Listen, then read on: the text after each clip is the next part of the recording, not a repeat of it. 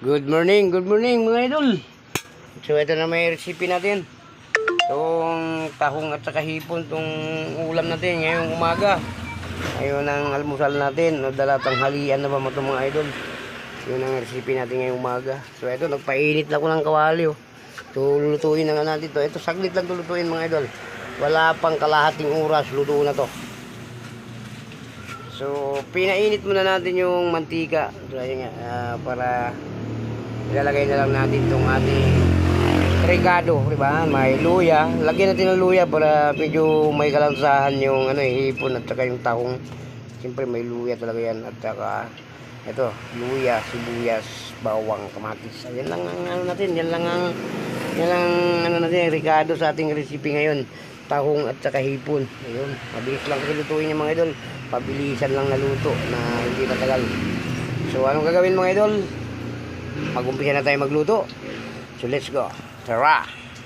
Okay, ito na mga idol. Lagay na natin itong bawang natin. So medyo mainit na yung natin. Yung yan. Mainit na yung kawali.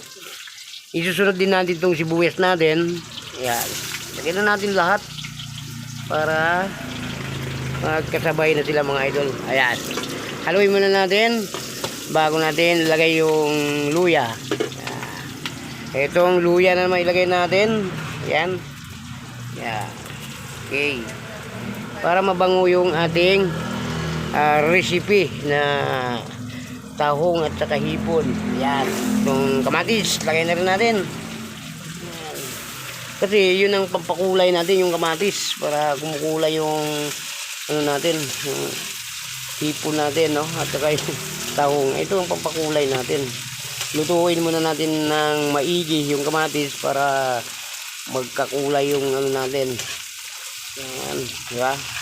Ganyan lang muna. Bisa lang muna ng kamatis at saka bawang, sibuyas, luya.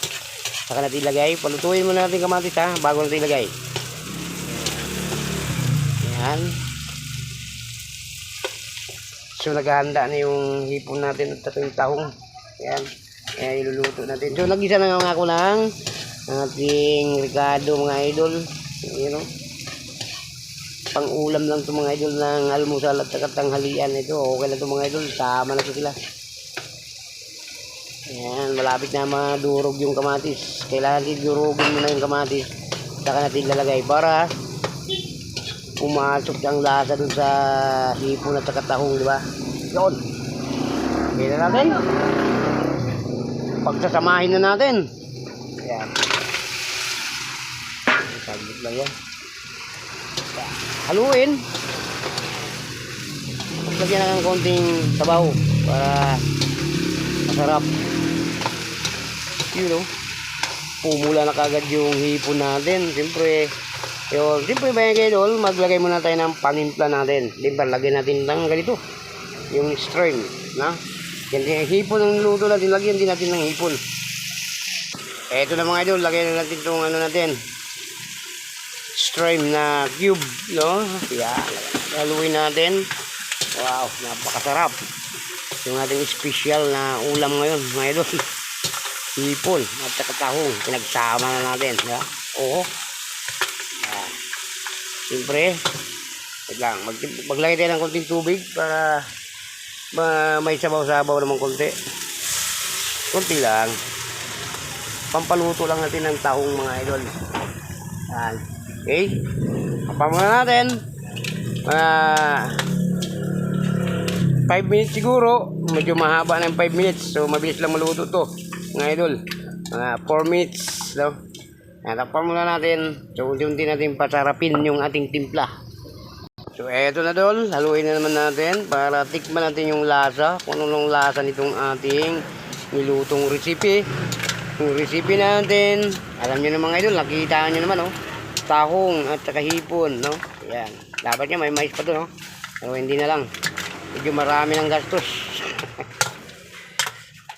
Kain tayo. Ika lang, malapit na ka maluto to. Kaya, taglit lang to. Malapit na maluto to.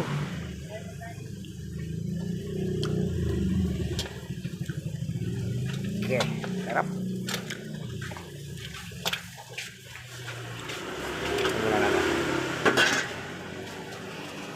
Ito na mga idol, titingnan na natin. So medyo luto na to, mabilis lang kasi maluto to mga idol. Yung ano natin, recipe. Sabi ko na sa inyo, wala pang kalahating oras. Luto na to. Yan mga idol, konting hiling lang natin. Like and share lang mga idol. And subscribe sa ating YouTube channel, James San Vlog mga idol. Ito yung recipe natin. So, ano po mga idol, hanggang dito lang video natin. Maraming salamat, luto na nga ito. So, kakain tayo. Sige na, babay na sa inyo.